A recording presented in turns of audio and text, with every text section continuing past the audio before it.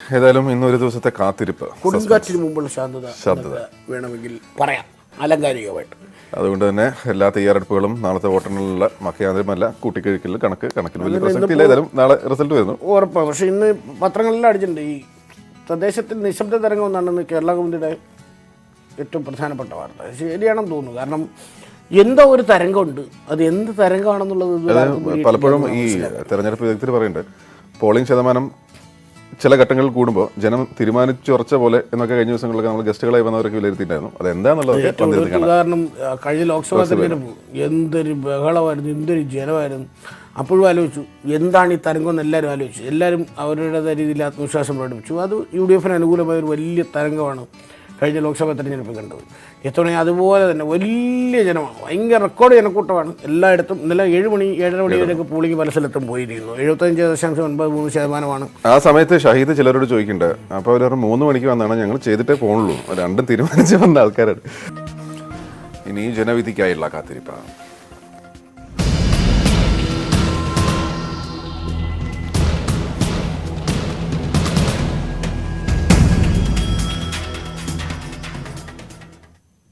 മൂന്നാം ഘട്ട വോട്ടെടുപ്പ് നടന്ന 4 ജില്ലകളിൽ 78.64% പോളിംഗ്. തെരഞ്ഞെടുപ്പിൽ പലയിടത്തും സംഘർഷമുണ്ടായി. LDF UDF പ്രവർത്തകർ കൊമ്പ് കോർത്തെങ്കിലും പോലീസ് എത്തി തടഞ്ഞു. കോവിഡ് ഭീഷണി നിലനിൽക്കെ നടന്ന തെരഞ്ഞെടുപ്പിൽ വടക്കൻ കേരളത്തിലെ 4 ജില്ലകളിൽ മികച്ച പോളിംഗ്. കോഴിക്കോട് 79, മലപ്പുറം 78.92, കണ്ണൂർ 78.57, കാസർഗോഡ് 77.17 എന്നിങ്ങനെയാണ് പോളിംഗ്. 2015-ലെ പോളിംഗ് ശതമാനത്തിന് തൊട്ടടുത്തെത്തുന്ന പ്രകടനം. പലയിടങ്ങളിലും രാത്രി വൈകിയും പോളിംഗ് തുടർന്നു. കോഴിക്കോട് കോർപ്പറേഷനിൽ വോട്ടിംഗ് നില കുറഞ്ഞപ്പോൾ ഗ്രാമപ്രദേശങ്ങളിൽ വോട്ടിംഗ് നില ഉയർന്നു. ഉച്ചകഴിഞ്ഞ് ചിലയിടങ്ങളിൽ പരക്കെ സംഘർഷങ്ങളുണ്ടായി. കണ്ണൂർ മയ്യിൽ നെല്ലിക്കപ്പാലത്ത് വെച്ച് CPM ജില്ലാ സെക്രട്ടറി MV ജയരാജനും സംസ്ഥാന കമ്മിറ്റി അംഗം KP സഹദേവനും സഞ്ചരിച്ച വാഹനത്തിന് നേരെ ആക്രമണമുണ്ടായി. എരമം കുറ്റൂർ 4-ാം വാർഡിൽ UDF ബ്ലോക്ക് സ്ഥാനാർത്ഥി ശ്രീധരൻ ആലന്തട്ടയ്ക്ക് നേരെയും ആലപ്പടമ്പ ഗ്രാമപഞ്ചായത്ത് 3-ാം ചെള്ളച്ചാൽ UDF സ്ഥാനാർത്ഥി ഉഷ ടിക്ക് നേരെയും കയ്യേറ്റ ശ്രമം നടന്നു. Mayyil ചെറുപഴശ്ശിയിൽ LDF UDF സംഘർഷമുണ്ടായി.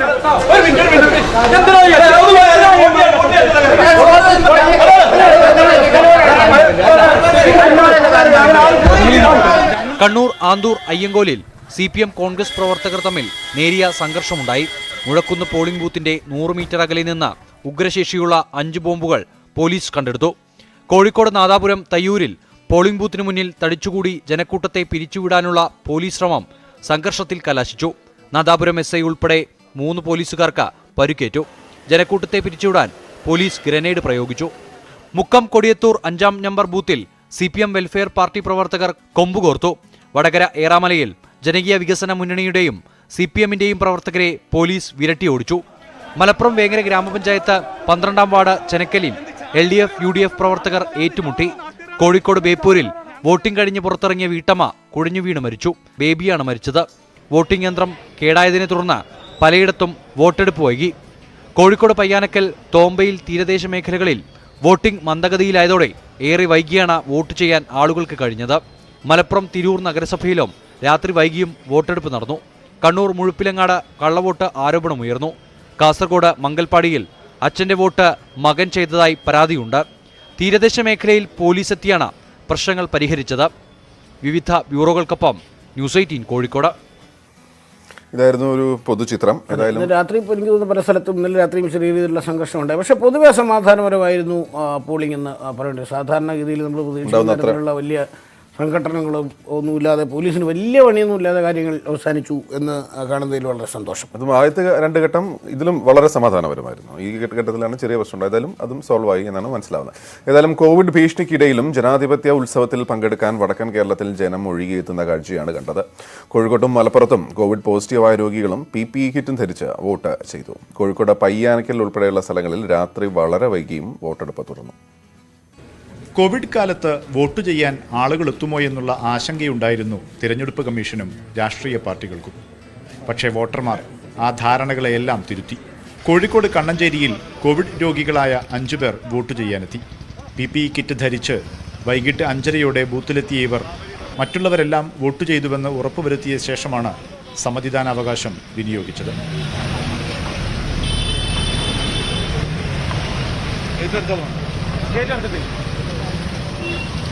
വോട്ട് ചെയ്യാൻ ജനക്കൂട്ടം ഒഴുകിയെത്തിയപ്പോൾ പലയിടങ്ങളിലും കോവിഡ് മാനദണ്ഡങ്ങളും ലംഘിക്കപ്പെട്ടു. കോഴിക്കോട് പയ്യാനക്കലിൽ വൈകിട്ട് 6 മണിക്ക് ശേഷവും നൂറുകണക്കിന് പേരാണ് വോട്ട് ചെയ്യാൻ ബാക്കിയായത്. ഇവിടെ രാത്രി വൈകിയും വോട്ടിംഗ് തുടർന്നു. കുഴപ്പമില്ല, എന്തായാലും ഇപ്പോൾ ഇത്രയും സമയം നമ്മൾ ഇതിനു വേണ്ടി നിന്ന് ഇനിയിപ്പോൾ എന്തായാലും വോട്ട് ചെയ്തിട്ടേ പോകുള്ളൂ. പിന്നെ വൈകിയ സമയത്ത് എന്ന് പറഞ്ഞിട്ടുണ്ടെങ്കിൽ ഇത് വോട്ട് ചെയ്തിട്ട് നമ്മൾ പോകുള്ളൂ. ഞാൻ 3:30 വന്നിരുന്നു. 3 വന്നിട്ടുണ്ട്. ഇതുവരെ വോട്ട് ചെയ്യാൻ പറ്റിയിട്ടില്ല. പറ്റില്ല. ആ സമയത്ത് ഇതേപോലെ ആൾക്കൂട്ടുണ്ടായിരുന്നു. ഇതിനെക്കാട്ടി ആൾക്കൂട്ടുണ്ടായിരുന്നു. 2015 തദ്ദേശ തെരഞ്ഞെടുപ്പിൽ 81.44% കോഴിക്കോട് ജില്ലയിലെ പോളിംഗ്. കോവിഡ് ഭീഷണിയിലും ഇത്തവണ അത് 79.01 എത്തി നിന്നു. സമ്മതിദാനാവകാശം വിനിയോഗിക്കാൻ രാത്രി വൈകിയും വോട്ടർമാരുടെ തിരക്ക്. കോവിഡ് മഹാമാരിക്കാലത്തും ജനാധിപത്യാവകാശം ഉപയോഗിക്കുമെന്ന വോട്ടർമാരുടെ ഉറച്ച തീരുമാനം. കോഴിക്കോട് നിന്നും അശ്വിൻ വെള്ളത്തിനും വിനേഷ് കുമാറിനൊപ്പം മുഹമ്മദ് ഷഹീദ്, ന്യൂസ് 18. വോട്ടെടുപ്പ് നീണ്ട കഥ തന്നെയാണ് ഇനിയും പറയാനുള്ളത്. മലപ്പുറം തിരൂർ നഗരസഭയിലെ ചെമ്പ്ര 9-ാം വാർഡിലേക്കുള്ള വോട്ടിംഗ് മന്ദഗതിയിലായതോടെ വലഞ്ഞ് വോട്ടർമാർ. സ്ത്രീകളടക്കം രാത്രി വൈകിയും വോട്ട് ചെയ്യാൻ കാത്തുനിന്നു. നിരവധി പേർക്കാണ് രാത്രി വൈകിയും വോട്ട് ചെയ്യാൻ കാത്തു നിൽക്കേണ്ടി വന്നത്. രാത്രി 9 മണിയോടെയാണ് വോട്ടിംഗ് പൂർത്തിയാക്കിയത്. 4 മണിക്ക് വന്നതാണ്. ഇത്ര നേരം ഇവിടെ നിൽക്കുകയാണ്. എന്താണ് ഉദ്യോഗസ്ഥർക്ക് കഥ എന്ന് അറിയണില്ല. ഓല് ആദ്യമായിട്ട് നിൽക്കുക തോന്നുന്നുണ്ട് ഈ ഇലക്ഷൻ ബോർഡിൽ.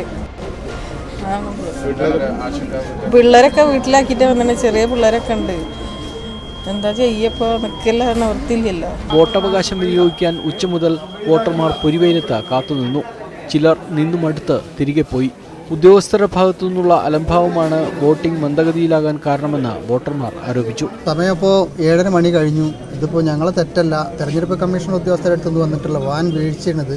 ഇവിടെ രാവിലെ മുതൽ തന്നെ ഈ മെല്ലെപ്പോക്ക് സംഭവിച്ചുകൊണ്ടിരുന്നതാണ്. ഞാനൊക്കെ ഒരു 12 മണിക്ക് സ്കൂളിലേക്ക് വന്നതാണ് വോട്ട് ചെയ്യുന്നത്. സമയം ഇപ്പോൾ 7:30 മണിയായി. പ്രതിഷേധം ഉയർന്നതോടെ ഒരു പ്രിസൈഡിംഗ് ഓഫീസറെ പ്രത്യേകം നിയോഗിച്ച് വോട്ടിംഗ് ദ്രുതഗതിയിലാക്കി. 360ഓളം പേർക്ക് ടോക്കൺ നൽകിയാണ് വോട്ട് ചെയ്യാൻ അവസരം ഒരുക്കിയത്. ന്യൂസ് 18 തിരൂർ.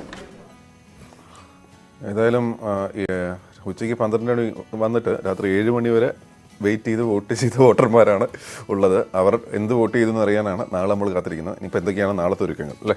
നാളത്തെ ഒരുക്കങ്ങൾ നമ്മൾ കഴിഞ്ഞ ദിവസമൊക്കെ പറഞ്ഞ പോലെ ഈ പോളിംഗ് ദിവസം അപ്ഡേഷൻ അനുസരിച്ച് ആണ് കൗണ്ടിങ്ങിൻ്റെ ദിവസം അപ്ഡേഷൻ വരികയാണെങ്കിൽ നാളെ ഉച്ചയോട് കല്ലും നെല്ലും തിരിയും എന്ന് വേണം മനസ്സിലാക്കാൻ. ഏകദേശം വ്യക്തമാവും അല്ലേ?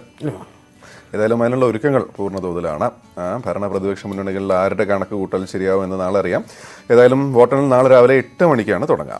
ആദ്യ ഫലസൂചന 8:30 അറിയാനാവുമെന്നാണ് മനസ്സിലാക്കുന്നത്. 244 കേന്ദ്രങ്ങളിലായി കോവിഡ് പ്രോട്ടോകോൾ പാലിച്ചാവും വോട്ടെണ്ണൽ. പോസ്റ്റൽ വോട്ടുകൾ ആദ്യം എണ്ണും. സർവീസ് വോട്ടുകളും കോവിഡ് ബാധിതർക്കുള്ള സ്പെഷ്യൽ തപാൽ വോട്ടുകളും ഒരുമിച്ചാകും എണ്ണുക. 2.5 ലക്ഷത്തിലേറെയാണ് തപാൽ വോട്ടുകൾ. ആദ്യം തപാൽ വോട്ടുകളാണ് എണ്ണുക. തപാൽ വോട്ടുകൾ എന്ന് പറഞ്ഞാൽ സ്പെഷ്യൽ തപാൽ വോട്ടുകളും പോളിംഗ് ഉദ്യോഗസ്ഥരുടെ തപാൽ വോട്ടുകളും ഒന്നിച്ചാണ് എണ്ണുക. 11 മണിയോടെ ഗ്രാമപഞ്ചായത്തിലേക്കുള്ള ഫലപ്രഖ്യാപനം നടത്താൻ കഴിയുമെന്നാണ് കമ്മീഷൻ കരുതുന്നത്. ഉച്ചയോടെ എല്ലാ ഫലങ്ങളും പ്രഖ്യാപിക്കാൻ കഴിയും. ഗ്രാമപഞ്ചായത്തുകളിലെയും കോർപ്പറേഷനുകളിലെയും ഫലം ആദ്യം അറിയാം. ഉച്ചയോടെ ഫലപ്രഖ്യാപനം പൂർത്തിയാക്കാനാണ് ശ്രമം. ത്രിതല പഞ്ചായത്തുകളിൽ ബ്ലോക്ക് തലത്തിലാണ് വോട്ടെണ്ണൽ. മുനിസിപ്പാലിറ്റികളിലും കോർപ്പറേഷനുകളിലും പോളിംഗ് സാമഗ്രികളുടെ വിതരണം നടന്ന കേന്ദ്രങ്ങളിലാണ് വോട്ടെണ്ണൽ. ഗ്രാമ, ബ്ലോക്ക്, ജില്ലാ പഞ്ചായത്തുകളിലെ പോസ്റ്റൽ വോട്ടുകൾ വരണാധികാരികൾ എണ്ണും. മുനിസിപ്പാലിറ്റികളിലും കോർപ്പറേഷനുകളിലും ഓരോ വരണാധികാരിക്കും പ്രത്യേകം കൗണ്ടിംഗ് ഹാൾ ഉണ്ടാകും. 8 ബൂത്തുകൾക്ക് ഒരു ടേബിൾ എന്ന രീതിയിലാണ് ക്രമീകരണം. ഒരു വാർഡിലെ എല്ലാ ബൂത്തുകളിലെയും വോട്ടുകൾ ഒരു ടേബിളിൽ എണ്ണും. തെരഞ്ഞെടുപ്പ് കമ്മീഷന്റെ വെബ്സൈറ്റിലൂടെയും ന്യൂസ് 18-ലൂടെയും തത്സമയം ഫലമറിയാം. ന്യൂസ് 18 തിരുവനന്തപുരം. ഈ പറഞ്ഞ പോലെ ന്യൂസ് 18-ലൂടെ ഫലം അറിയാമെന്നൊക്കെ പറയുമ്പോൾ നമ്മൾ വളരെ വിപുലമായ സന്നാഹങ്ങൾ, തീർച്ചയായും തെരഞ്ഞെടുപ്പ് കമ്മീഷൻ തരുന്ന വിവരങ്ങൾ അത് കൃത്യമായി പ്രേക്ഷകരിലെത്തിക്കുന്ന ഒരു സംവിധാനം. കഴിഞ്ഞ തെരഞ്ഞെടുപ്പുകളിലെല്ലാം പ്രേക്ഷകർ കണ്ടതുപോലെ വളരെ കൃത്യമായ ഫലപ്രഖ്യാപനം, അതായത് ഈ കൂട്ടിച്ചേർക്കലുകളോ അല്ലെങ്കിൽ അഡീഷണലായിട്ട് സംഘങ്ങൾ ആഡ് ചെയ്തോ കയറ്റിയോ അങ്ങനെയുള്ള സാധനങ്ങളൊന്നുമില്ല. വളരെ കൃത്യമായി എന്താണോ റിസൾട്ട് ഓരോ വോട്ടിംഗ് മെഷീൻ എണ്ണുമ്പോഴും ലഭിക്കുന്ന റിസൾട്ട്. അത് ബീഹാർ തെരഞ്ഞെടുപ്പിലൊക്കെ നമ്മൾ സോഷ്യൽ മീഡിയയിൽ കണ്ടാണ് ന്യൂസ് 18 എന്തേ പിന്നിലാണല്ലോ എന്ന് ഒരു പറച്ചിലൊക്കെ ഉണ്ടായിരുന്നു. അവസാനം നമ്മൾ പറഞ്ഞ കണക്കിലേക്ക് എല്ലാവരും എത്തുകയും ചെയ്തു. അതുകൊണ്ട് ഇത്തിരി എന്താ പറയുക കൃത്യമായി തന്നെ പോവാം എന്നാണ് ഉദ്ദേശിക്കുന്നത്. ഏറ്റവും അതുകൊണ്ട് പ്രാഥമിക സോഴ്സ് തെരഞ്ഞെടുപ്പ് കമ്മീഷൻ തന്നെയായിരിക്കും. അതുകൂടാതെ 72 ഗ്രാമപഞ്ചായത്തുകളിൽ 60 പഞ്ചായത്ത് വരെ ഉറപ്പായിട്ടും ഞങ്ങൾ ജയിക്കാനാണ് സാധ്യത. മുനിസിപ്പാലിറ്റികളിൽ ഇപ്പോൾ 2 നിലവിലുള്ളൂ, 4 വരെ ജയിക്കാനുള്ള സാധ്യതയുണ്ട്. ബ്ലോക്ക് പഞ്ചായത്തുകൾ 12 ഉണ്ട്, ആ 12 ജയിക്കും, 12 ജയിക്കാനുള്ള സാധ്യത. ജില്ലാ പഞ്ചായത്തിൽ കുറഞ്ഞത് 15 സീറ്റ് കിട്ടും, കുറഞ്ഞത് 15 സീറ്റ്, 20 സീറ്റ് വരെ ഞങ്ങൾക്ക് ലഭിക്കാം. 15 സീറ്റ് കുറഞ്ഞത് എന്തായാലും ഉറപ്പായിട്ടുണ്ടാകും.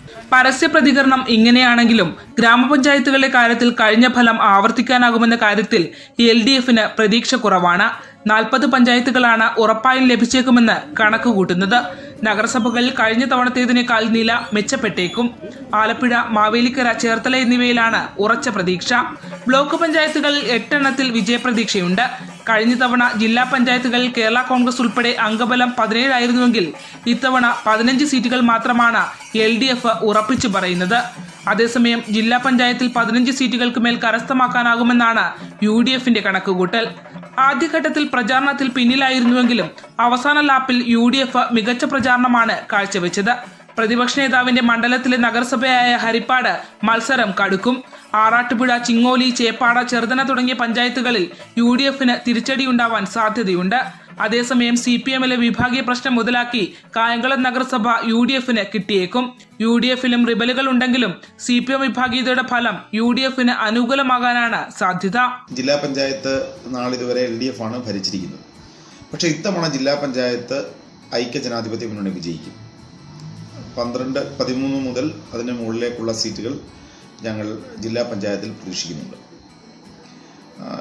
ഒരു UDF തരംഗം തന്നെ ഉണ്ട് എന്ന് കരുതുന്നതിനാൽ തീർച്ചയായിട്ടും അതിലും ഒക്കെ ഏറെ സീറ്റുകൾക്കുള്ള സാധ്യതയുണ്ട്. കഴിഞ്ഞ തവണ തദ്ദേശ സ്വയംഭരണ തെരഞ്ഞെടുപ്പിൽ ജില്ലയിൽ NDAയുടെ ഏറ്റവും അനുകൂല ഘടകം BDJSന്റെ രൂപീകരണമായിരുന്നു. എന്നാൽ ഇത്തവണ ചിത്രത്തിൽ പോലുമില്ലാതിരുന്ന BDJSുമായാണ് NDA കളത്തിലിറങ്ങിയത്. തിരുവൻവണ്ടൂർ, വെൺമണി, പാണ്ടനാട് പഞ്ചായത്തുകളിൽ വലിയ വിജയപ്രതീക്ഷയാണ് NDAക്കുള്ളത്. മാവേലിക്കര നഗരസഭയിലും കൃത്യമായ വെല്ലുവിളി ഉയർത്താൻ NDAക്ക് ആയിട്ടുണ്ട്. ഇടതുമുന്നണിയും വലതുമുന്നണിയും ഒരുപോലെ കേരളത്തിൽ ദുർബലപ്പെട്ട ഒരു സാഹചര്യം ഇതിനു മുമ്പ് ഉണ്ടാകാത്ത വിധത്തിലുള്ള ഒരു അപജയം ഈ 2 മുന്നണികൾക്കും ഉണ്ടായിട്ടുണ്ട്. അത് തീർച്ചയായിട്ടും ദേശീയ ജനാധിപത്യ സഖ്യത്തിന് ഗുണകരമാകും എന്ന് തന്നെയാണ് ഞങ്ങളുടെ പ്രതീക്ഷ. പലയിടങ്ങളിലും ശക്തമായ ത്രികോണ മത്സരത്തിന് ആലപ്പുഴ വേദിയാകുമ്പോൾ തൂക്കുഭരണ സമിതികളടക്കം ഉണ്ടാകാനാണ് സാധ്യത. ശരണ്യ സ്നേഹജൻ, ന്യൂസ് 18, ആലപ്പുഴ.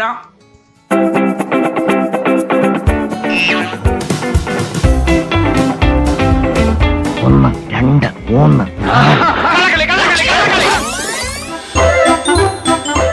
4, 5. അയ്യേ, എന്റെ 5 വർഷം പോയി.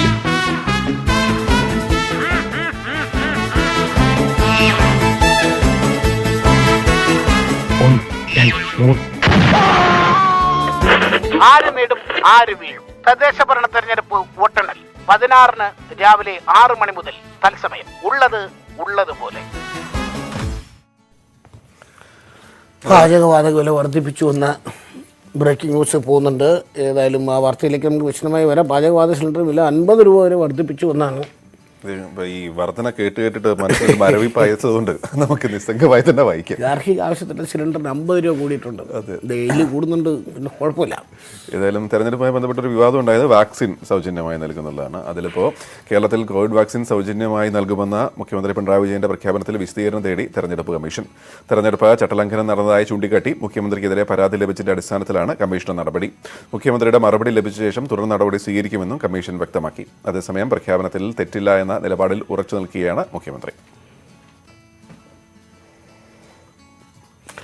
തെരഞ്ഞെടുപ്പിനെ കുറിച്ചല്ല, തെരഞ്ഞെടുപ്പിൻ്റെ മറവിൽ നടക്കുന്ന ചില ഉടായ്പ പരിപാടികളുണ്ട്. എല്ലാ തെരഞ്ഞെടുപ്പ് കാലത്തും നമ്മൾ കാണുന്നത്. കാരണം എല്ലാവരും തിരക്കിലായിരിക്കും. രാഷ്ട്രീയ പാർട്ടികളും നേതാക്കളും ഉദ്യോഗസ്ഥരും എല്ലാം തെരഞ്ഞെടുപ്പുമായി ബന്ധപ്പെട്ട പ്രവർത്തനത്തിലായിരിക്കുമ്പോൾ ആ ഗ്യാപ്പിൽ കൂടെ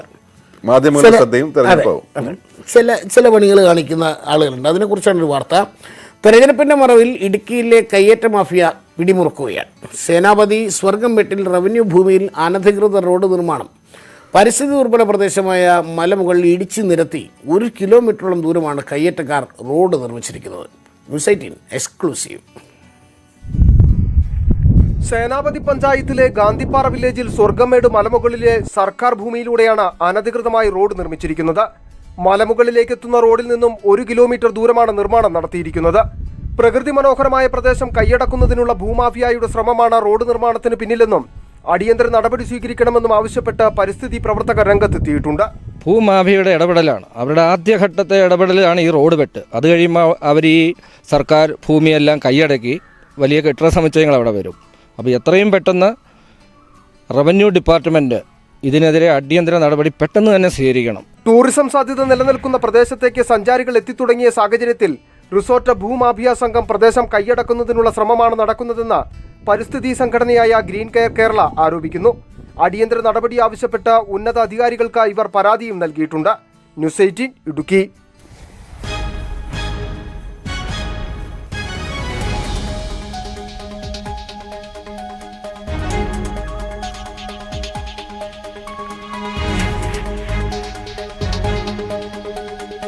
കൂടുതൽ വിവരങ്ങളുമായി ഇടുക്കിയിൽ നിന്ന് സന്ദീപ് രാജക്കാട് ചേരുകയാണ്. സന്ദീപ്, കഴിഞ്ഞ ദിവസങ്ങളിൽ ഇടുക്കിയിലെ പല സ്ഥലത്തും ഏക്കർ കണക്കിന് കയ്യേറ്റം ഒഴിപ്പിക്കുന്നു സർക്കാർ എന്നുള്ള വാർത്ത സന്ദീപ് തന്നെ റിപ്പോർട്ട് ചെയ്തിട്ടുണ്ട്. അപ്പോൾ വാഗമണ്ണിലായാലും മറ്റു പ്രദേശങ്ങളിലായാലും ഒരുപാട് സ്ഥലത്തു നിന്ന് കയ്യേറ്റം ഒഴിപ്പിക്കുന്ന വാർത്ത നമ്മൾ കണ്ടു.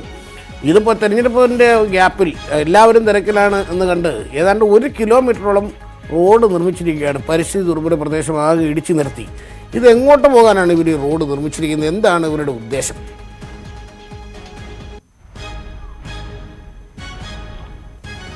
ഗോപിലാലു, ഇതിന്റെ ഏറ്റവും വലിയ പ്രത്യേകത എന്ന് പറയുന്നത് ഈ റോഡ് നിർമ്മിച്ചിരിക്കുന്നത് പൂർണ്ണമായും റവന്യൂ ഭൂമിയിലാണ്. ഇതിന് താഴ്വശത്തായിട്ട്, കിലോമീറ്ററുകൾക്ക് താഴ്വശത്തായിട്ടാണ് കൈവശ ഭൂമികൾ ഉള്ളത് എന്നാണ് നമുക്കിപ്പോൾ മനസ്സിലാക്കാൻ കഴിഞ്ഞിരിക്കുന്നത്. അതുകൊണ്ട് തന്നെ ഈ റോഡ് നിർമ്മാണം എവിടേക്കാണ് എന്നതിനെ സംബന്ധിച്ചൊരു വ്യക്തതയില്ല.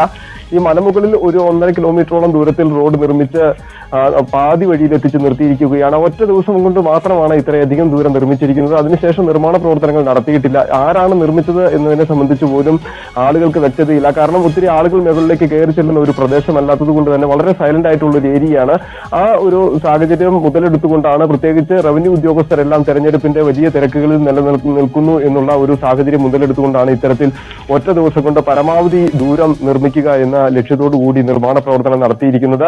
ഭാവിയിൽ ഓഫ് റോഡ് ട്രെക്കിംഗ് പോലുള്ള ടൂറിസം സാധ്യതകൾ മുന്നിൽ കണ്ടുകൊണ്ടാകാം ഇത്തരത്തിലുള്ള കയ്യേറ്റങ്ങൾ നടത്തിയിരിക്കുന്നത് എന്നാണ് പ്രാഥമികമായ ഒരു നിഗമനം. എന്തായിരുന്നാലും റവന്യൂ പുറമ്പോക്കായി കിടക്കുന്ന ഭൂമിയിലൂടെയാണ് ഇപ്പോൾ റോഡ് നിർമ്മിച്ചിരിക്കുന്നത് എന്നാണ് നമുക്ക് മനസ്സിലാക്കാൻ കഴിഞ്ഞിരിക്കുന്നത്. റവന്യൂ വകുപ്പ് അടിയന്തരമായി ഈ വിഷയത്തിൽ ഇടപെടും എന്ന് തന്നെയാണ് മനസ്സിലാക്കുന്നത്. കാരണം കഴിഞ്ഞ ദിവസങ്ങളിലെല്ലാം 100 ഏക്കറിലധികം വരുന്ന ഭൂമി, സർക്കാർ ഭൂമി ഇടുക്കി ജില്ലയിൽ റവന്യൂ വകുപ്പ് തിരിച്ചുപിടിച്ചിരുന്നു. ഈ തെരഞ്ഞെടുപ്പിന്റെ തിരക്കുകൾക്കിടയിൽ പോലും അത് മറയാക്കിക്കൊണ്ട് നടത്തിയിരുന്ന കോടതി ഉത്തരവുകളൊക്കെ നിലനിൽക്കുന്നത് നടപ്പിലാക്കുന്നതിന് വേണ്ടിയിട്ടുള്ള ഒരു നടപടി റവന്യൂ വകുപ്പിന്റെ ഭാഗത്തു നിന്നുണ്ടായിരുന്നു. അതുകൊണ്ട് തന്നെ ഈ മേഖലയിലുള്ള ഈ വലിയ കയ്യേറ്റത്തിനെതിരെയും ശക്തമായ ഒരു നിലപാട് റവന്യൂ വകുപ്പ് സ്വീകരിക്കും എന്ന് തന്നെയാണ് നമുക്ക് മനസ്സിലാക്കാൻ കഴിയുന്നത്. എന്തായാലും പരിസ്ഥിതി പ്രവർത്തകർ വളരെ ശക്തമായി തന്നെ ഈ വിഷയത്തെ ഏറ്റെടുത്തിട്ടുണ്ട്. അവര് ഉന്നത അധികാരികൾക്കെല്ലാം തന്നെ പരാതി നൽകിയിട്ടുണ്ട്. ഗ്രീൻ കെയർ കേരള എന്ന് പറയുന്ന പരിസ്ഥിതി സംഘടനയുടെ നേതൃത്വത്തിൽ, അതിന്റെ ജനറൽ സെക്രട്ടറി ബുൾബേന്ദ്രന്റെ നേതൃത്വത്തിൽ വകുപ്പ് മന്ത്രിക്കടക്കം പരാതി അയച്ചിട്ടുണ്ട് എന്നാണ് നമുക്ക് മനസ്സിലാക്കാൻ കഴിയുന്നത്. അതുകൊണ്ട് തന്നെ അടിയന്തരമായി വിഷയത്തിൽ ഇടപെടൽ ഉണ്ടാകും, നിയമപരമായി നേരിടും എന്ന് തന്നെയാണ് പരിസ്ഥിതി സംഘടനയും പറഞ്ഞിരിക്കുന്നത്. ഏറ്റവും മനോഹരമായ ഒരു പ്രദേശമാണ് ഇവിടം. അതുപോലെ തന്നെ നിരവധി ആളുകൾ വൈകുന്നേരങ്ങൾ ചെലവഴിക്കുന്നതിന് വേണ്ടി കയറി വരുന്ന ഒരു മേഖല കൂടിയാണ്. അത്രയധികം മനോഹരമായ ഒരു പ്രദേശത്താണ് ഇപ്പോൾ കുന്നിടിച്ചു നിരത്തി നിർമ്മാണം നടത്തിയിരിക്കുന്നത്. വലിയ രീതിയിൽ ശക്തമായ മഴയുണ്ടായി കഴിഞ്ഞാൽ വലിയ രീതിയിലുള്ള മണ്ണിടിച്ചിലിനും ഉരുൾപൊട്ടലിനും അടക്കം ഇത്തരം മേഖലയിൽ നിർമ്മാണ പ്രവർത്തനങ്ങൾ കാരണമാകും എന്ന് തന്നെയാണ് പരിസ്ഥിതി പ്രവർത്തകരടക്കം വിലയിരുത്തുന്നത്. അതുകൊണ്ട് തന്നെ അടിയന്തരമായ ഒരു ഇടപെടൽ ഇന്ന് തന്നെ റവന്യൂ വകുപ്പിന്റെ ഭാഗത്തു നിന്ന് ഉണ്ടാകും എന്ന് തന്നെയാണ് നമ്മൾ മനസ്സിലാക്കുന്നത്. തീർച്ചയായും സന്ദീപ് ഇപ്പൊ നമ്മുടെ ദൃശ്യങ്ങൾ കാണിക്കുന്നത് പോലെ തന്നെ അങ്ങനെ ചുരുങ്ങിയ ഒരു പണിയല്ല അല്ലെ? ഒരു ദിവസം കൊണ്ട് 1 കിലോമീറ്റർ സത്യം പറഞ്ഞാൽ ഒരു സർക്കാരിന്റെ പല പണികളും ഒരേ കേൾപ്പിക്കണം. കാരണം എന്തൊരു സ്പീഡാണ് നോക്കുന്നത്. അതെ, നോക്കൂ, അത് നല്ല രീതിയിൽ നല്ല പറഞ്ഞ ഈ പറഞ്ഞ മാതിരി ഒരുപാട് ദൂരം ഉണ്ടാക്കി. സന്ദീപ്, ഇതിന്റെ ഒരു നിയമ നടപടി എങ്ങനെയാണ്? സന്ദീപ് റിപ്പോർട്ട് ചെയ്ത പോലെ തന്നെ റവന്യൂ ഭൂമിയാണ്, പരിസ്ഥിതി ലോല പ്രദേശമാണ്. അവിടെ എങ്ങനെ ഒരു അനധികൃത നിർമ്മാണം നടത്തിയാൽ അതിന്റെ നിയമ നടപടികൾ എങ്ങനെയാണ്? ഇത് റോഡ് ഇല്ലാതാക്കാന്നുള്ളത് മാത്രമല്ല, ചെയ്തവരെ കണ്ടെത്തുക അടക്കമുള്ള കാര്യങ്ങൾ ചെയ്യേണ്ടത് എങ്ങനെയാണ് നിയമപരമായി?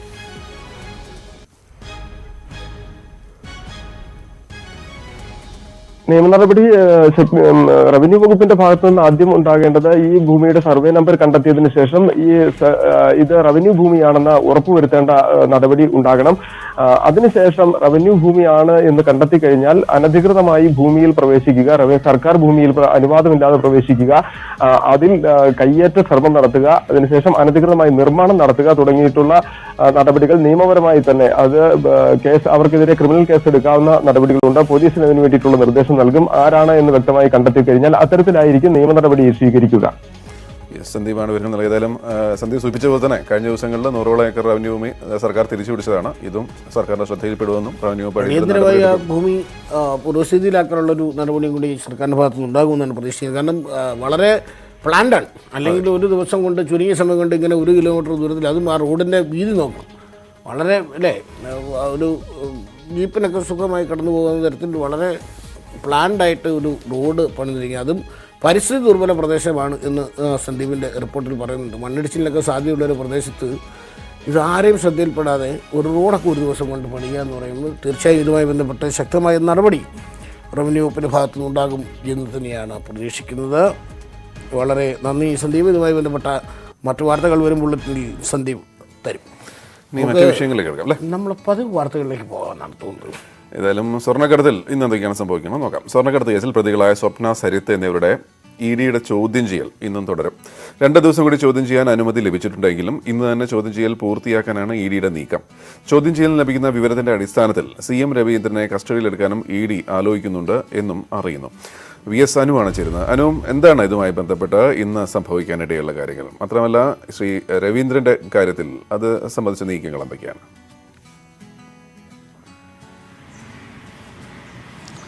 ഗോപി, ഇന്ന് പ്രധാനമായും സ്വപ്ന, സന്ദീപ് എന്നിവരെ ജയിലിലെത്തി എൻഫോഴ്സ്മെന്റ് ഡയറക്ടറേറ്റ് സംഘം ഇന്ന് വീണ്ടും ചോദ്യം ചെയ്യും.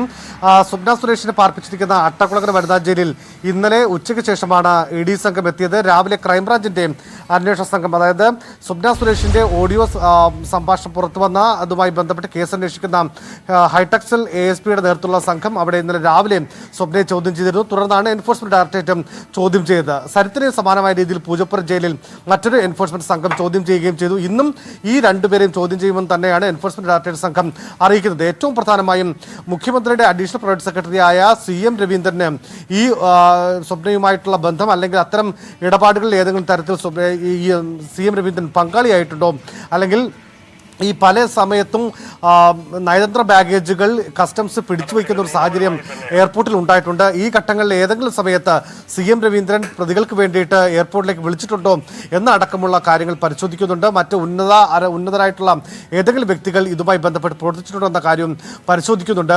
ഏതായാലും ഇന്നത്തെ പ്രധാനപ്പെട്ട നടപടികൾ സരിത്തിനെയും സ്വപ്നയും ചോദ്യം ചെയ്യുക എന്നുള്ളതാണ്. മറ്റൊരു ഏറ്റവും പ്രധാനപ്പെട്ട, ഗോപി സൂചിപ്പിച്ചതുപോലെ ഇനി എല്ലാവരും അല്ലെങ്കിൽ ഏറ്റവും കൂടുതൽ ശ്രദ്ധിക്കുന്നത് CM രവീന്ദ്രന്റെ ഏതെങ്കിലും തരത്തിൽ ED കസ്റ്റഡിയിലെടുക്കുകയോ ചോദ്യം ചെയ്യുമോ എന്നുള്ളതാണ്.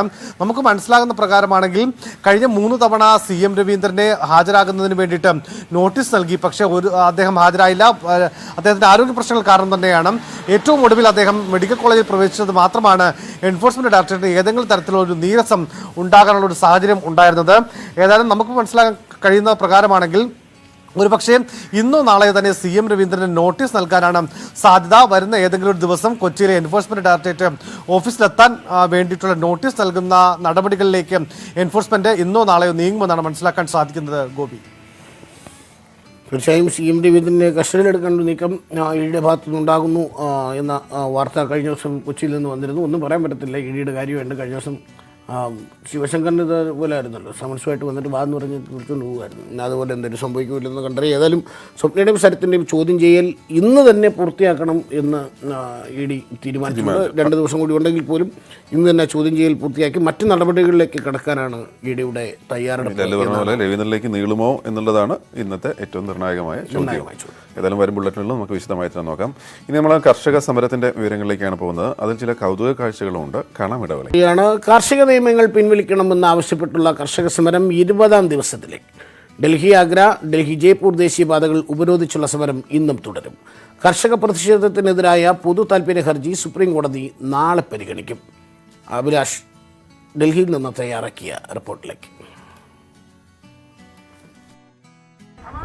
കേന്ദ്ര സർക്കാരിന്റെ പുതിയ കാർഷിക നിയമങ്ങൾ പിൻവലിക്കണമെന്നാവശ്യപ്പെട്ടുകൊണ്ടുള്ള കർഷകരുടെ പ്രതിഷേധം ഇന്ന് 20ാം ദിവസത്തിലേക്ക് കടന്നിരിക്കുകയാണ്. ഇന്നലെ രാവിലെ 8 മണി മുതൽ 5 മണി വരെ നിരാഹാര സമരം നടത്തിക്കൊണ്ട് കർഷകർ സമരത്തിന്റെ രീതി കൂടുതൽ ശക്തിപ്പെടുത്തിയിരുന്നു. ഇന്നലെ നടന്ന സമരത്തിന് പിന്തുണയർപ്പിച്ചുകൊണ്ട് ഡൽഹി മുഖ്യമന്ത്രി അരവിന്ദ് കെജ്രിവാളും നിരാഹാര സമരത്തിന്റെ ഭാഗമായിരുന്നു. ജന്തർ മന്ദറിൽ ദിവസങ്ങളായി പ്രതിഷേധം തുടരുന്ന പഞ്ചാബിൽ നിന്നുള്ള എംപിമാരും ഇന്നലെ നിരാഹാര സമരത്തിൽ പങ്കെടുത്തിരുന്നു. അതേസമയം കേന്ദ്ര സർക്കാരാകട്ടെ ഓൾ ഇന്ത്യ കിസാൻ കമ്മിറ്റിയുടെ നേതൃത്വത്തിൽ 10 സംഘടനകളുമായി ഇന്നലെ ചർച്ച നടത്തി. കൃഷിമന്ത്രി നരേന്ദ്രസിംഗ് തോമറായിരുന്നു കർഷകരുമായി കൂടിക്കാഴ്ച നടത്തിയത്. നിയമത്തെ പിന്തുണയ്ക്കുന്ന കർഷക സംഘടനകളെ ഏകോപിപ്പിച്ചുകൊണ്ട് സമരത്തെ പ്രതിരോധിക്കുക എന്ന തന്ത്രത്തിലേക്കാണ് ഇപ്പോൾ കേന്ദ്ര സർക്കാർ എത്തിക്കൊണ്ടിരിക്കുന്നത്. അതേസമയം അത്തരം തന്ത്രങ്ങൾ ഒന്നും വിജയിക്കുകയില്ല എന്ന നിലപാടിൽ ഉറച്ചു നിൽക്കുകയാണ് കർഷക സംഘടനകൾ. നിയമം പിൻവലിക്കുന്നതുവരെ വിവിധ തരത്തിലുള്ള പ്രതിഷേധങ്ങൾ തുടരും എന്നാണ് കർഷക സംഘടനകൾ അറിയിച്ചിട്ടുള്ളത്. ആഗ്ര ഡൽഹി ദേശീയപാത, അതോടൊപ്പം തന്നെ ജയ്പൂർ ഡൽഹി ദേശീയപാതയിലെ പ്രതിഷേധ സമരങ്ങൾ ഇന്നും തുടരും. ഇന്നും ദേശീയപാതകൾ കർഷകർ ഉപരോധിക്കും. അതോടൊപ്പം തന്നെ സിംഗുവിലും തിക്രിയിലും ശംഭുവിലും അടക്കമുള്ള അതിർത്തി പ്രദേശങ്ങളിലേക്ക് ഇന്നും കൂടുതലായി കർഷകർ എത്തും എന്ന് തന്നെയാണ് പ്രതീക്ഷ. കഴിഞ്ഞ ദിവസം രാജസ്ഥാനിൽ നിന്നും എത്തിയ കർഷകരെ ഹരിയാന അതിർത്തിയിലടക്കം തടയുന്ന സമീപനമുണ്ടായിരുന്നു. പക്ഷേ അത്തരം പ്രതിരോധങ്ങൾ എല്ലാം മറികടന്നുകൊണ്ട് കൂടുതൽ കർഷകരാണ് അതിർത്തി പ്രദേശങ്ങളിലേക്ക് എത്തിക്കൊണ്ടിരിക്കുന്നത്. മറുഭാഗത്ത് കർഷക സംഘടനകളുമായി ചർച്ച നടത്തുന്നതിനുള്ള നീക്കങ്ങളും കേന്ദ്ര സർക്കാരിൻ്റെ ഭാഗത്ത് സജീവമാണ്. നേരത്തെ നൽകിയിട്ടുള്ള ഭേദഗതികൾ മുന്നോട്ട് വെച്ചുകൊണ്ട് കർഷകരുമായി ഇനിയും ചർച്ചയ്ക്ക് ഒരുക്കമാണ് എന്ന് തന്നെയാണ് കേന്ദ്ര സർക്കാരുമായി ബന്ധപ്പെട്ട വൃത്തങ്ങൾ വ്യക്തമാക്കിയിട്ടുള്ളത്. പക്ഷേ ആദ്യം നിയമം പിൻവലിക്കൂ, പുതിയ നിയമം പൂർണ്ണമായും പിൻവലിക്കൂ, അതിനുശേഷം ചർച്ചയാകാം എന്ന നിലപാടിലാണ് സമരം തുടരുന്ന കർഷകർ. അതിൽ അഭിലാഷാണ് വിവരങ്ങൾ നൽകിയത്. സമരഭൂമിയിലെ മറ്റ് കാഴ്ചകളിലേക്ക് കൂടി. ഡൽഹി അതിർത്തികളിലെ കർഷക സമരത്തിന് പിന്തുണയുമായി നിരവധി പേരാണ് ഓരോ ദിവസവും എത്തുന്നത്. സമരകാഴ്ചകൾ കാണാൻ എത്തുന്നവരും കുറവല്ല. അങ്ങനെ ഒരു കാഴ്ചക്കാരനെ ഞങ്ങൾ കണ്ടു.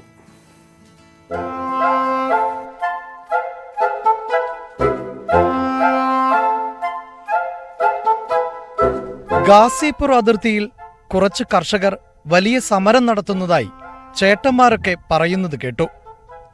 എങ്കിൽ പിന്നെ നേരിട്ട് കണ്ടുകളയാം എന്ന് കരുതി ഇറങ്ങിയതാണ്.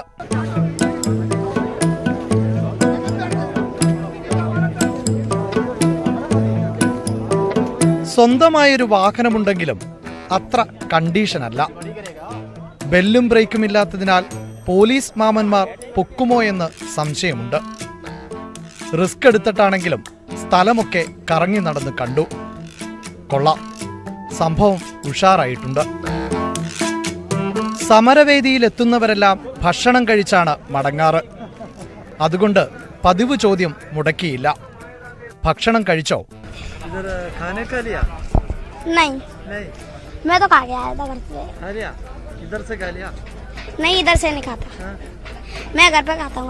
ഓ, ഭക്ഷണമൊന്നും വേണ്ട, വീട്ടിൽ നിന്ന് വയറ് നിറച്ച് കഴിച്ചതാ. കാര്യം ഒരു ജാടയ്ക്ക് ഇങ്ങനെ തള്ളിയെങ്കിലും നൂഡിൽസിന്റെ മണം അടിച്ചതോടെ ആശാന്റെ കൺട്രോൾ പോയി.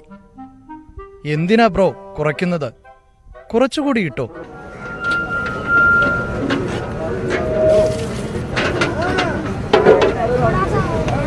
എങ്കിൽ പിന്നെ സൈക്കിൾ ഒന്നൊതുക്കി വിശാലമായി കഴിച്ചു കളയാം എന്ന് കരുതിയപ്പോഴാണ് ഓർത്തത്. അല്ല, ആ ചാനലുകാർ ഇതെങ്ങാൻ കണ്ടു കാണുമോ? പണി പാളി എന്നു മനസ്സിലായതും പിന്നെ ഒറ്റ വിടിയിലായിരുന്നു.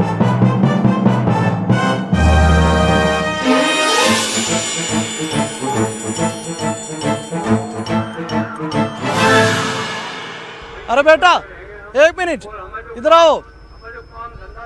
എവിടെ? സൈൻ ഓഫ് എടുക്കും മുമ്പ് അവൻ സ്ഥലം വിട്ടു. അതുകൊണ്ട് ഇങ്ങനെ നിർത്തുന്നു. ഇത്തരം ചില രസക്കാഴ്ചകൾ കൂടിയുണ്ട് ഗാസിപൂരിലെ കർഷക സമരവേദിയിൽ. ക്യാമറമാൻ ബിനു ബേസിലിനൊപ്പം KP അഭിലാഷ്, ന്യൂസ് 18, ഡൽഹി. അഭിലാഷിന് സൈൻ ഓഫ്, പയ്യന് നൂഡിൽസ്, കർഷകർക്ക് അവരുടെ സമരം. ഏതായാലും കർഷകർക്കുള്ള പിന്തുണ പല രീതിയിൽ തന്നെ കൂടുക. ഉറപ്പായി. കാരണം ഈ സാധാരണ ജനങ്ങളുടെ ഭാഗത്തുനിന്നുണ്ടാകുന്നൊരു ഒരു പിന്തുണ ഉണ്ട്. നമ്മൾ നേരത്തെ ലോങ് മാർച്ചിലൊക്കെ കണ്ടതാണ്. നമ്മൾ കഴിഞ്ഞ ദിവസം നമ്മൾ പറഞ്ഞതാണ്, ആളുകൾ ഇതുപോലെ മരുന്നും ഭക്ഷണവും ഒക്കെ ആയിട്ട്. മാത്രമല്ല വരുന്നവർക്ക് മുഴുവൻ കർഷകര് സ്വന്തം കൈകൊണ്ട് ഭക്ഷണം വിളമ്പുക എന്ന് കൂടി പറയുമ്പോൾ സ്വാഭാവികമായിട്ടും അതിനിടയ്ക്ക് വലിയ വിമർശനമൊക്കെ ഇറങ്ങിയിട്ടുണ്ട്. ഫുഡ് മസാജർ, അതിന് ഐഫോണുള്ള കർഷകർ. നമ്മളിവിടുത്തെ കണക്ക് 1 സെൻറ്റിലും 2 സെൻറ്റിലും കൃഷി നടത്തുന്ന കർഷകരല്ലല്ലോ. അവരെല്ലാം ഒന്നാം തരം കർഷകരാണ്. എത്രയോ ഹെക്ടർ കണക്കിന് സ്ഥലത്ത് അവർ കൃഷി നടത്തുന്ന കർഷകരാണ്. അവരുടെ കൈ ഐഫോൺ ഇരുന്നാൽ കുഴപ്പം. അവരൊന്ന് കാല് മസാജ്, ഫുഡ് മസാജർ ഉണ്ടോ വെച്ചാൽ പിന്നെ അത് വലിയ പ്രശ്നമാണെന്നാണ് പറയുന്നത്. അതൊക്കെ വേറൊരു വിഭാഗത്തിന് മാത്രമല്ലേ പറ്റുള്ളൂ. അതെ, അതൊക്കെ ചില പ്രത്യേക ആൾക്കാർക്ക് മാത്രമേ പറ്റൂ എന്നാണ്. ശബരിമലയിലേക്ക് പോവാണ്. ശബരിമലയിൽ സംഗീതമുണ്ട്, കാഴ്ചകളുണ്ട്. നമ്മുടെ ഈ സെഗ്മെന്റിൽ ശബരിമലയിൽ തീർത്ഥാടനകാലം.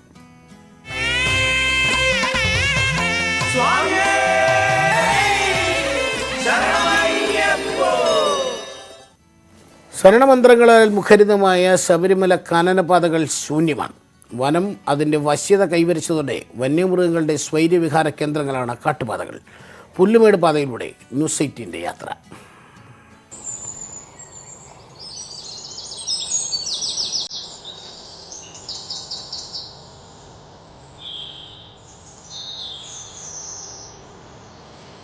ഓരോ തീർത്ഥാടന കാലത്തും നൂറുകണക്കിന് അയ്യപ്പ ഭക്തർ സഞ്ചരിച്ചിരുന്ന ശബരിമല പുല്ലുമേട് കാനനപ്പാതയാണിത്. ആൾപ്പെരുമാറ്റമൊഴിഞ്ഞ കാനനപ്പാതയുടെ ഇപ്പോഴത്തെ അവസ്ഥ അന്വേഷിച്ചാണ് ഞങ്ങളുടെ യാത്ര.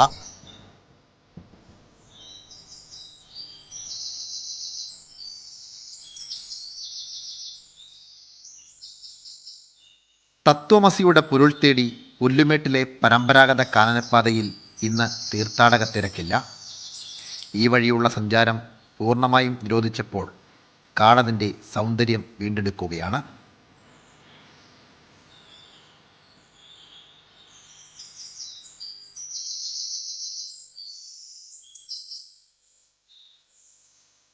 ആളൊഴിഞ്ഞ വഴികളിൽ ആനക്കൂട്ടങ്ങളുടെ സ്വൈര്യവിഹാരമാണിപ്പോൾ. ശരണമന്ത്രങ്ങളാൽ മുഖരിതമായ കാട്ടിലിപ്പോൾ മരത്തിലുരയുന്ന ശബ്ദവും ചെറുകിളികൾ തുടങ്ങി മലമുഴക്കി വേഴാമ്പൽ വരെ ചേരുന്ന ജുഗൽബന്ദി സംഗീതവും മാത്രം.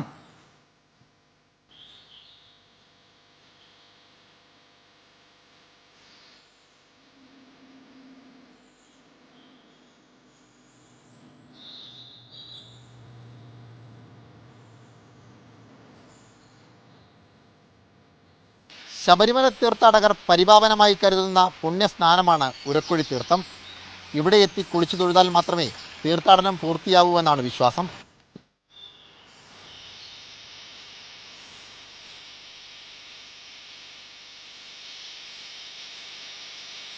മലയിറങ്ങി സന്നിധാനത്തേക്ക് പ്രവേശിക്കുന്നതിന് തൊട്ടുമുമ്പാണ് ഉരക്കുഴി തീർത്ഥം. ഒരാൾക്ക് ഇറങ്ങി നിൽക്കാൻ പാകത്തിന് വിസ്താരം കുറഞ്ഞ കുഴിയിലേക്ക് വന്ന് പതിക്കുന്ന വെള്ളച്ചാട്ടം.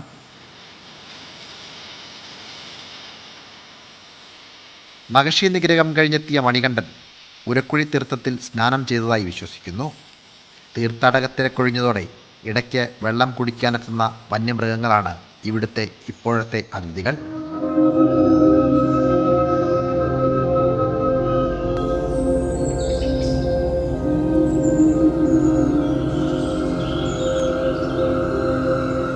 കാട്ടുവഴിയിലെ താൽക്കാലിക വ്യാപാര സ്ഥാപനങ്ങൾ ഒഴിഞ്ഞുകിടക്കുകയാണ്. ഇടയ്ക്ക് ഇവിടെ എത്തുന്ന ആനക്കൂട്ടങ്ങൾ കടകൾ പാതി പൊളിച്ചു മാറ്റിയിട്ടുണ്ട്.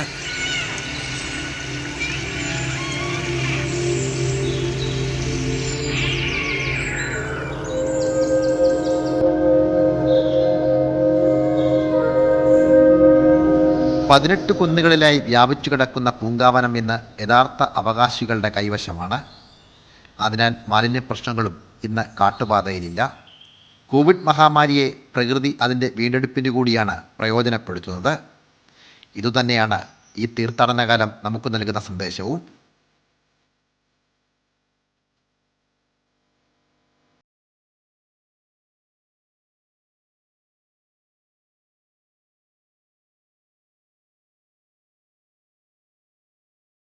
ദൃശ്യങ്ങൾ പകർത്തിയ സി വിനോദ് കുമാറിനൊപ്പം സനോജ് സുരേന്ദ്രൻ, ന്യൂസ് 18 സന്നിധാനം. ഒരു ചെറിയ ഇടവേളയാണ്. ഇടവേളയ്ക്ക് ശേഷം കൗതുകമുള്ള നിരവധി വാർത്തകൾ. അതെ, കാരണം കഴിഞ്ഞ ദിവസം ഇലക്ഷനൊക്കെ ആയിട്ട് നമുക്ക് അത്തരത്തിലുള്ള വാർത്തകൾ പ്രേക്ഷകരിലേക്ക് എത്തിക്കാൻ കഴിഞ്ഞില്ല. ഇത് കാണാൻ വേണ്ടി മെനക്കെട്ടിരിക്കുന്ന പ്രേക്ഷകർ ഒരുപാട് പേരുണ്ട്. നമുക്ക് ലഭിക്കുന്ന റെസ്പോൺസ് നമുക്ക് ഒരുപാട് പേര് ഇന്ന് രാവിലെ വന്ന് നമ്മുടെ FB ലൈവിൽ വന്നിട്ട് ഗുഡ് മോർണിംഗ് പറയുന്നുണ്ട്. ഇലക്ഷനെ കുറിച്ചുള്ള അവരുടെ പ്രതീക്ഷകളും ഒക്കെ പങ്കുവയ്ക്കുന്നുണ്ട്. എല്ലാവർക്കും നന്ദി. തുടരുക. ഒരു ഇടവേളയാണ്, വേഗം തിരിച്ചു. നമ്മൾ ഇടവേളയ്ക്ക് മുമ്പ് പറഞ്ഞ ആ വാർത്ത തന്നെയാണ് വളരെ കൗതുകമുള്ളൊരു വാർത്ത. വിവാഹത്തിന് മരത്തൈകൾ സമ്മാനമായി ചോദിച്ചു വാങ്ങിയ നവദമ്പതികളെ പരിചയപ്പെടാം. കവി ഒളപ്പമണ്ണയുടെ പേരമകൾ ശ്രീദേവി ഒളപ്പമണ്ണയും ജയദേവ് കൃഷ്ണനുമാണ് വിവാഹ സമ്മാനമായി മരത്തൈകൾ ചോദിച്ചു വാങ്ങിയത്. നവദമ്പതികളുടെ ആവശ്യത്തെ സന്തോഷപൂർവ്വം ഏറ്റെടുത്ത ബന്ധുക്കളും സുഹൃത്തുക്കളും 1500ഓളം മരത്തൈകളാണ് സമ്മാനമായി നൽകിയത്.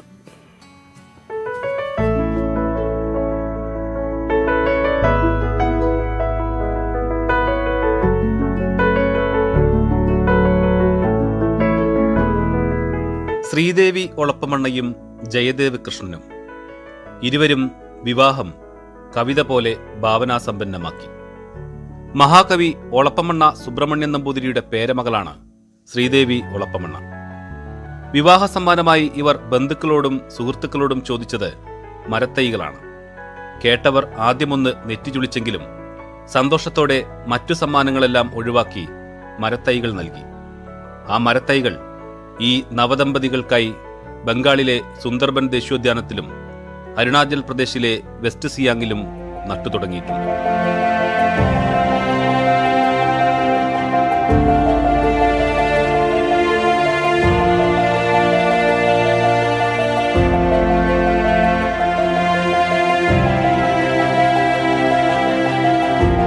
പരസ്പരം തണലായി ഒന്നിച്ചവർ വിവാഹ സമ്മാനം കൊണ്ട് നാടിന് തണലൊരുക്കുന്നു.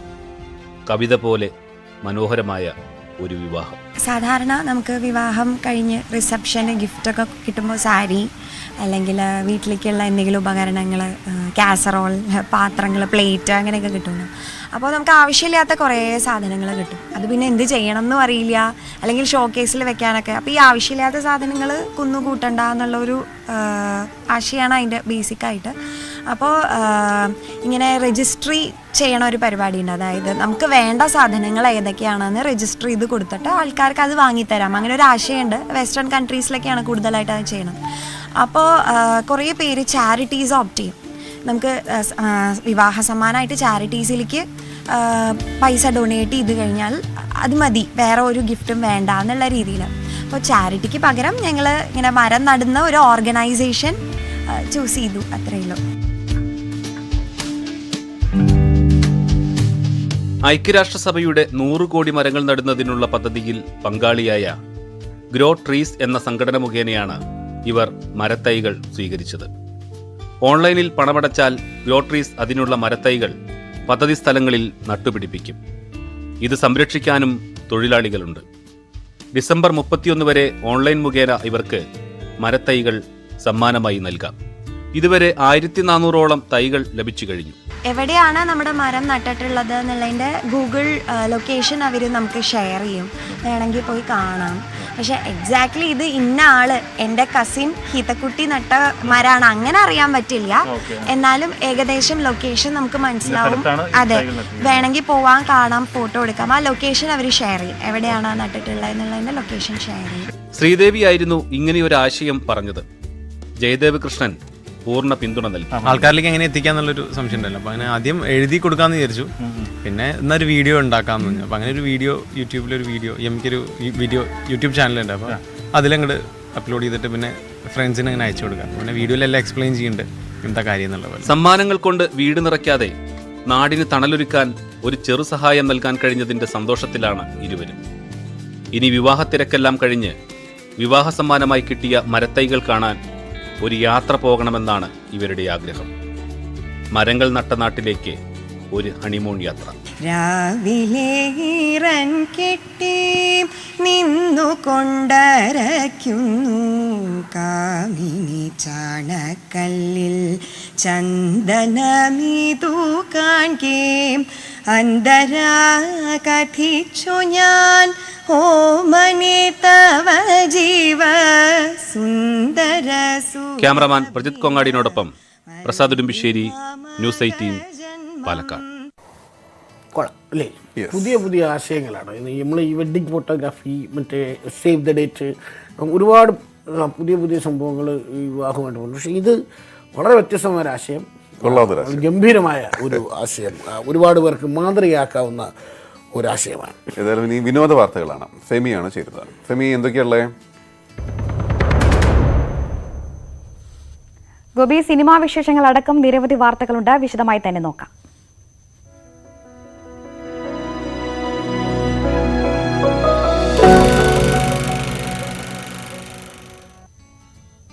സൂപ്പർ സ്റ്റാർ രജനീകാന്ത് തന്റെ പുതിയ ചിത്രമായ അണ്ണാതെയുടെ സെറ്റിൽ ജോയിൻ ചെയ്തു. തമിഴകത്തെ ഹിറ്റ് സിനിമകളുടെ സംവിധായകൻ ശിവയാണ് അണ്ണാതെ ഒരുക്കുന്നത്. മീന, ഖുഷ്ബു, നയൻതാര, കീർത്തി സുരേഷ് എന്നിവരാണ് നായികമാർ. ചിത്രത്തിന്റെ സംഗീതം നിർവഹിക്കുന്നത് ഡി ഇമ്മനാണ്. കഴിഞ്ഞ ദിവസം പ്രത്യേക വിമാനത്തിൽ ഹൈദരാബാദിലേക്ക് തിരിച്ച രജനിക്ക് വിമാനത്തിൽ പിറന്നാൾ കേക്ക് മുറിച്ച് ആശംസകൾ നേർന്നിരുന്നു.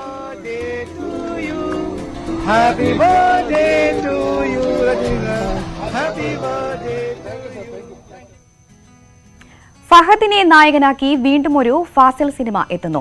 മലയൻ കുഞ്ഞ് എന്ന് പേരിട്ടിരിക്കുന്ന ചിത്രത്തിന്റെ ഫസ്റ്റ് ലുക്ക് പുറത്തിറങ്ങി. മഹേഷ് നാരായണനാണ് മലയൻ കുഞ്ഞിന് തിരക്കഥ ഒരുക്കുന്നത്. ഫാസിലാണ് ചിത്രത്തിന്റെ നിർമ്മാതാവ്. കോവിഡ് ലോക്ക്ഡൌണിന് ഇടയിലും ചിത്രീകരിച്ച് പുറത്തിറങ്ങിയ സിയു സൂണിന് ശേഷം ഫഹദും മഹേഷ് നാരായണനും ഒന്നിക്കുന്ന ചിത്രമാണ് മലയൻ കുഞ്ഞ്. നവാഗതനായ സജിമോനാണ് ചിത്രത്തിന്റെ സംവിധാനം. ദി ഇന്റേൺ എന്ന പ്രശസ്ത ഹോളിവുഡ് ചിത്രത്തിന്റെ ഹിന്ദി റീമേക്ക് ഒരുങ്ങുന്നു. ദീപിക പദുക്കോണാണ് ചിത്രത്തിൽ നായികയായി എത്തുന്നത്. റോബർട്ട് ഡിനേറോയും ആൻ ഹാത്വേയും കേന്ദ്ര കഥാപാത്രങ്ങളായി 2015 പുറത്തിറങ്ങിയ ഹോളിവുഡ് ചിത്രമാണ് ദി ഇന്റേൺ. ഒരു കമ്പനിയിൽ ജോലി ചെയ്യുന്ന യുവതിയും മധ്യവയസ്കനും തമ്മിലുള്ള ആത്മബന്ധത്തിന്റെ കഥയാണ് ദി ഇന്റേൺ പറഞ്ഞത്. ഹിന്ദി പതിപ്പിന്റെ ചിത്രീകരണം ഉടൻ തുടങ്ങും. തിരികെ ഗോപിയിലേക്കും ലല്ലുവിലേക്കും. എൻ്റർടൈൻമെൻറ്റ് വാർത്തകൾക്ക് ശേഷം നമ്മളിതാ സർക്കാരിൻ്റെ ഒരു എൻ്റർടൈൻമെൻറ്റിലേക്ക് പോകാൻ പോകണം.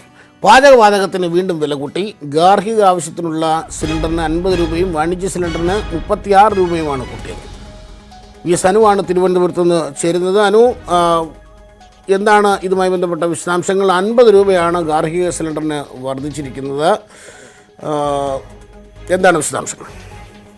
ലല്ലു, ഗാർഹിക ആവശ്യത്തിനുള്ള ഗ്യാസിന്റെ വില ഇപ്പോൾ 50 രൂപ വർദ്ധിപ്പിച്ച് 703 രൂപ 50 പൈസ ആയിരിക്കുന്നു. കഴിഞ്ഞ ദിവസം, അതായത് ഈ മാസം 2-ാം തീയതി നേരത്തെ 50 രൂപ കൂട്ടിയിരുന്നു. അതായത് 10 ദിവസത്തിനുള്ളിൽ ഏതാണ്ട് 100 രൂപ ഗാർഹിക ആവശ്യത്തിനുള്ള ഗ്യാസിന്റെ വില 100 രൂപയായി വർദ്ധിപ്പിച്ചിരിക്കുന്നു. 100 രൂപ കൂടെ കൂട്ടിയിരിക്കുന്നു എന്നുള്ളതാണ് സ്വാഭാവികമായും സാധാരണക്കാരെ സംബന്ധിച്ച് വലിയ ആശങ്ക ഉണ്ടാക്കുന്ന, അവർക്ക് ഇരുട്ടടി തന്നെയാണ്. പ്രത്യേകിച്ച് കോവിഡ് സമയത്ത് ഇത്തരം LPG ഗ്യാസിന് 100 രൂപ വർദ്ധിപ്പിക്കുക എന്നുള്ളത് ഏതാണ്ട് നാളെ മുതൽ, ഇന്നു മുതൽ തന്നെ ഈ 703 രൂപ 50 പൈസ നിരക്കിലാണ് ഇനി ഗാർഹിക ആവശ്യത്തിനുള്ള LPG സിലിണ്ടറിന്റെ വിലയ്ക്ക് നമുക്ക് ലഭിക്കുക. അതായത് ഇന്നിപ്പോൾ 50 രൂപ കൂട്ടി, ഡിസംബർ 2-ാം തീയതി 50 രൂപ കൂട്ടിയിരുന്നു. നിലവിൽ 10 ദിവസത്തിനുള്ളിൽ 100 രൂപ കൂട്ടുന്ന ഒരു സാഹചര്യത്തിലേക്ക് കാര്യങ്ങൾ മാറിയിരിക്കുന്നു. സ്വാഭാവികമായും സാധാരണക്കാരെ സംബന്ധിച്ച് വലിയ ആശങ്ക ഉണ്ടാക്കുന്ന ഒരു വാർത്ത തന്നെയാണ് പുറത്തു വന്നിരിക്കുന്നത്. LPG സിലിണ്ടറിന്റെ വില ഇന്ന് തല്ലു.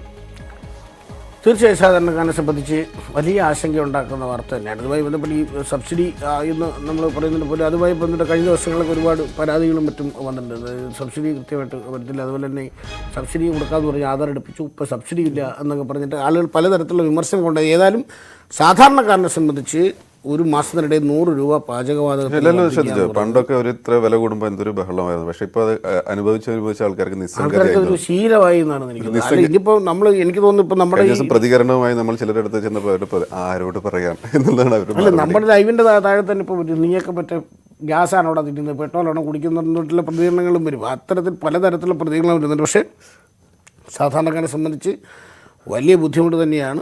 പെട്രോൾ ഏതാണ്ട് 85 രൂപയാവുന്നു, ഗ്യാസ് 100 രൂപ വർദ്ധിക്കുന്നു. ഏതായാലും ഇത് കുറയ്ക്കാൻ വലിയ പ്ലാനുണ്ടെങ്കിൽ അതൊന്ന് കുറച്ച് കിട്ടിയാൽ കൊള്ളാമായിരുന്നു എന്ന് മാത്രമാണ് പറയാനുള്ളത്. നമുക്ക് വേറൊരു രസമുള്ള വാർത്തയിലേക്ക്